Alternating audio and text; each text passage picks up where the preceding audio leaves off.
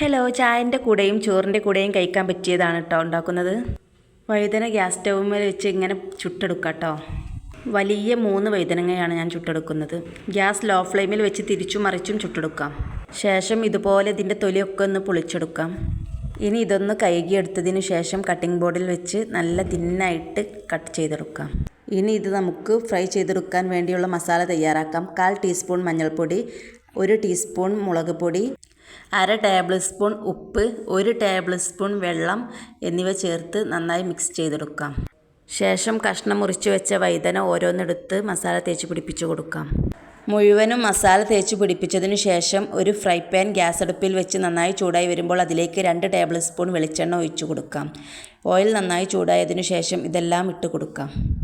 Gas full ഫ്ലെയിമിൽ വെച്ച് 2 minute fry ചെയ്തെടുക്കാം.